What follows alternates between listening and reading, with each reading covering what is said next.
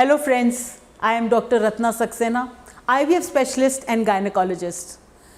आज एक टॉक है मेरा आप लोगों के लिए जो ऐसे पेशेंट्स हैं जिनके बच्चे नहीं हो पा रहे और इनफर्टिलिटी के ट्रीटमेंट के रास्ते पर चल पड़े हैं, लेकिन उनके मन में बड़े ख्याल आते हैं कि अगर IVF होगा मेरा तो क्या मैं इस IVF को झेल पाऊँगी, कितनी मुझे दर्द होगी, कितने इंजेक्शन लगेंगे, ट्रीटमेंट प्रोसीजर क्या होगा, मुझे वर्क से कितनी छुट्टी लेनी पड़ेगी, घर में कितना रेस्ट करना पड़ेगा और कब तक करना पड़ेगा। तो ये सारे सवालों का जवाब मैं आपको आज दूंगी।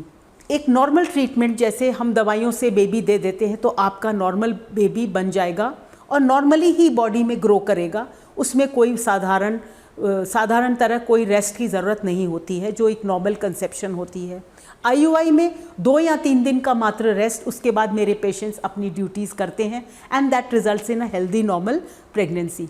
बट अ लिटिल परसेंटेज, कुछ ऐसे लोग हैं जिनको IVF एडवाइस हो जाता है, जिनका और कोई चारा नहीं, लेकिन IVF ही उनका एकमात्र ट्रीटमेंट मोडालिटी रह जाती है। इसमें उनके अनेक सवाल उनको कुछ देर टाइम तक रोकते हैं, कुछ वो दुविधा में पड़ जाते हैं कि क्या मैं इसको कर पाऊँगी।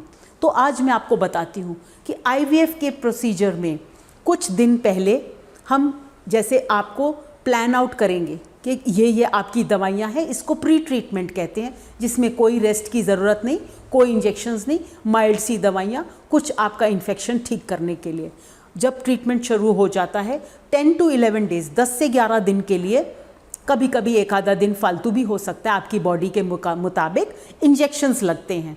वो डेली इंजेक्शंस होते हैं, रोज़ एक लगता है, लास्ट में जाकर दो इंजेक्शंस भी हो जाते हैं, लास्ट के 4-5 दिन इंजेक्शंस डबल हो जाते हैं।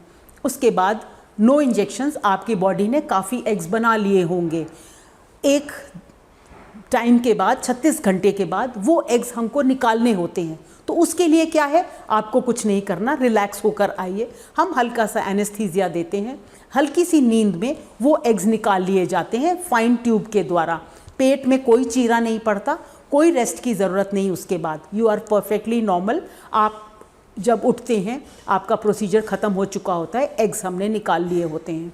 5 दिन के लिए या 3 दिन के लिए वो एग्स आपके हस्बैंड के स्पर्म के साथ बेबी बन जाते हैं, बनाकर हम उनको ग्रोथ के लिए छोड़ देते हैं इनक्यूबेटर के अंदर।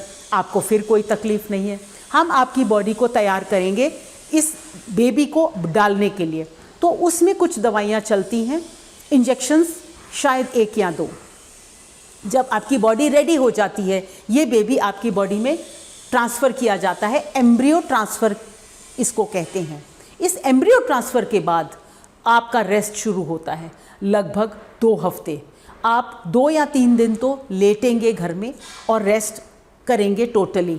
ज़रा सा बाथरूम जाना अलाउड है, थोड़ा सा उठकर आपके बेड साइड तक जाना अलाउड है 2-3 दिन के लिए। उसके बाद जब बच्चे ने रूट ले लिया होगा, हमारे अंदाजे से इम्प्लांटेशन हो गई होगी, तब आप थोड़ा घर में ही चल फिर सकते हैं, लाइट काम कर सकते हैं, लेकिन आप अपने बेड पर बैठे रहें, कुर्सी पर बैठ जाएं, लेटे रहें तो बहुत अच्छा है। कोई दर्द नहीं होती, बस डेली इंजेक्शंस लगते हैं, छोटे छोटे इंजेक्शंस जो आपको थोड़ी सी तकलीफ़ देंगे, लेकिन वो जब बच्चे की कामना हो तो ये इंजेक्शंस का दर्द भी बहुत छोटा पड़ जाता है।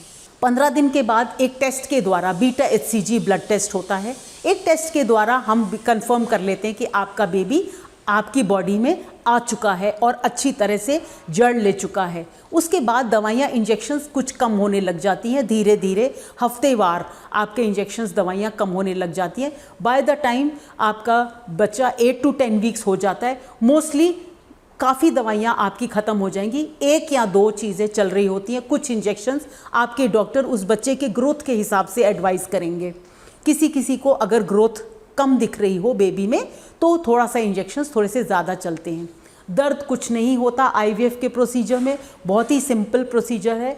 जो एग निकालने का प्रोसीजर है उसमें तो हम आपको एनेस्थीसिया दे ही देते हैं, उसके बाद आपको कोई महसूस नहीं होगा। जब बेबी ग्रो करता है, अल्ट्रासाउंड में आप देखेंगे आपका बच्चा ग्रो करते हुए, तो सारे दर्द आप भूल ही जाएंगे। Thank you.